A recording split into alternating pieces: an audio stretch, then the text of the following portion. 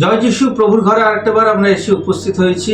আমরা বিশ্বাস করি প্রত্যেক দিনের বাক্য আপনাদেরকে তরতাজা করছে, শক্তি দিচ্ছে, বল দিচ্ছে।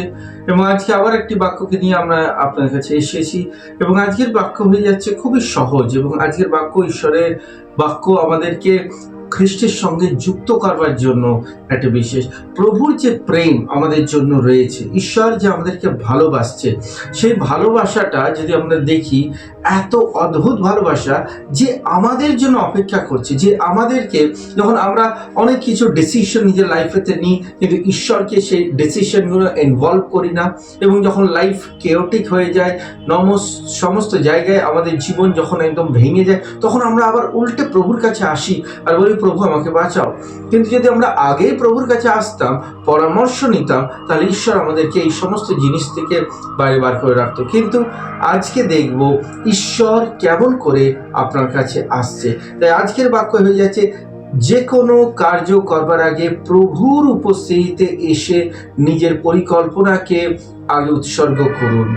Give your plans and programmes to lord. নিজের পরিকল্পনা, নিজের কার্য প্রভুর হাতেতে সমর্পণ করো। আমি আপনার জন্য পড়ছি যিশায়ার পুস্তক, তার 65 অধ্যায়। দেখুন ঈশ্বরের বাক্য থেকে কি লেখা রয়েছে। প্রভু বলেন, যারা আমার কাছে উপদেশ নিতে আসেনি, আমি তাদেরও সাহায্য করেছি। আমাকে যারা পেয়েছে তারা কেউ আমার দিকে তাকিয়ে ছিল না। আমি একটা জাতির সঙ্গে কথা বলেছিলাম যারা আমার নামে নামাঙ্কিত নয়। আমি বলেছিলাম, আমি এখানে, আমি এখানে। আমরা এমন একটা স্থানেতে রয়েছি যেখানে আমরা ঈশ্বরকে খোঁজ করছি আর বলছি, ঈশ্বর তুমি কোথায়, তুমি কোথায়। আর ঈশ্বরের খোঁজ করবার জন্য কি না করছে লোক। ভিন্ন ভিন্ন স্থানে যাচ্ছে, তারা নিজের অর্থ, নিজের পরিশ্রম, নিজের সব কিছু দিচ্ছে, কিন্তু তবু ঈশ্বরের খোঁজ পাচ্ছে না। কিন্তু আমরা এমন একজন ঈশ্বরের কাছে রয়েছি, যে ঈশ্বর আমাদের পিতা। পিতা কাকে বলে? পিতা তাকেই বলে যে সর্বদা নিজের সন্তানের জীবনেতে ইনভলভ থাকে, সন্তানের লাইফেতে সে আগ্রহী, সে চায় সন্তানের জীবনে যেন উন্নতি হয়। বলছে, দেখো তোমরা আমার কাছে উপদেশ নিতে আসনি, কিন্তু তবু আমি তোমাদের সমস্ত কার্যে আশীর্বাদ করেছি। যখন আপনি ঈশ্বরের কাছে উপদেশ নেন না, আর যখন আপনি আপনার লাইফের ডিসিশন রং করে ফেলেন, আর তখন আপনি ভাবেন কার দোষে হলো, আমার নিজের দোষে, ওই লোকটার দোষে, আমার ভাগ্যের দোষে। কিন্তু ঈশ্বর এতটাই ভালো, আপনার ভুল নির্ণয়কেও ঈশ্বর সমাধান করছে। কিন্তু এর মানে এই নয় যে আমরা বারংবার ভুল করব। বাইবেল বলছে যে ঈশ্বর এতটাই ভালো যে আমরা উপদেশ না নিতে আসলেও তিনি আমাদের কাছে এসে আমাদেরকে আশীর্বাদ করছেন। আর ঈশ্বর বাক্যতে এরকম লেখা আছে যে, দেখো এখানে তো লেখা রয়েছে এরকম, আমি তোমাদের বলছি, নিতে আসেনি এমন তাদেরও সাহায্য করেছি, উপদেশ নিতে আসেনি এমন লোকদেরও আমি সাহায্য করেছি।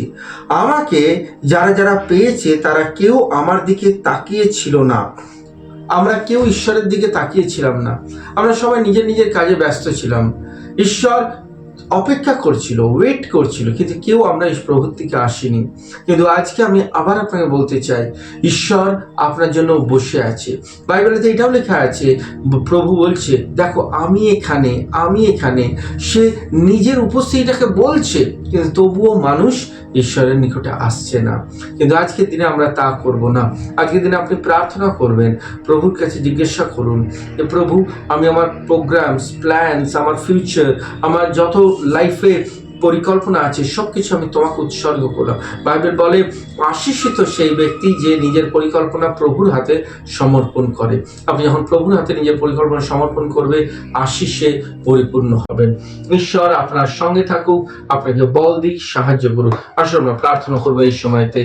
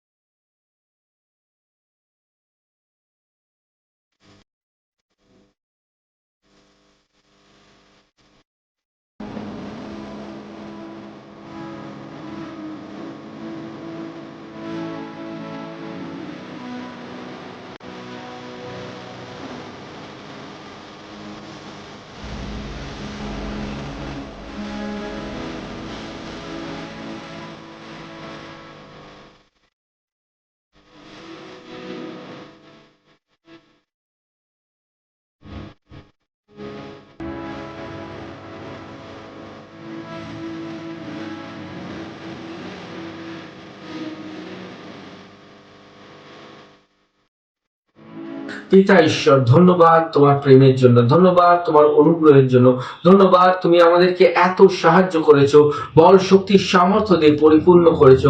পিতা ঈশ্বর, আমাদের ভেতরেতে আমাদের অন্তরেতে কিছু জিনিস ছিল না প্রভু, কিন্তু তুমি সব জিনিসকে প্রস্তুত করেছো। আমরা যখন একা বসে কেঁদেছি, তুমি আমাদের প্রার্থনা শুনেছো। যখন আমরা প্রভু কোনো কার্য করতে পারিনি, তুমি আমাদের পাশে এসে দাঁড়িয়েছো। পিতা, আজকের দিনেও তুমি সেরূপ আমাদেরকে সাহায্য করতে চাও, শুধু আমাদের নয়, বহু ব্যক্তিকে সাহায্য করতে চাও প্রভু। লোকরা বুঝুক যে তুমি অপেক্ষায় রয়েছো, আর যখন তোমার কাছে লোকরা এসে নিজের পরিকল্পনাকে চাইবে আর বলবে, তুমি তখন তাদেরকে উত্তর দেবে। প্রভু যীশু খ্রিস্টের নামেতে আমি প্রার্থনা করছি পিতা, লোকেরা যখন তোমার কাছে কাঁদে আর প্রার্থনা করে, জিজ্ঞাসা করে, তুমি তাদের স্বর্গ থেকে উত্তর দাও প্রভু। লোকদের জীবনকে প্রভু তুমি প্রস্তুত করো আর নতুন করো প্রভু। যীশু খ্রিস্টের নামেতে আমি প্রার্থনা চাইছি প্রভু, আশীষে ভরো, অনুগ্রহতে ভরো, আর তোমার বল আর শক্তি আমাদের সঙ্গে থাকুক প্রভু। আজকে সমস্ত দিনকে প্রভু তোমার হাতের নিচেতে রাখলাম। আজকের পরিকল্পনা, 2026-এর পরিকল্পনা, আমাদের সব কিছু পরিকল্পনা প্রভুর হাতে রাখলাম, আর প্রভু যিশুর নামে প্রার্থনা চাই, আমেন। প্রভুর লোকরা, ঈশ্বরের লোকরা নিজের পরিকল্পনা ঈশ্বরের কাছে রাখুন, প্রভুর সঙ্গে রাখুন, আর আশীষের জীবনযাপন করুন। জয় যিশু। আবার আসছি কালকে আপনাদের সঙ্গে ঈশ্বরের বাক্যকে নিয়ে। ততক্ষণ ঈশ্বরের শান্তি আপনার সঙ্গে থাকুক, আমেন।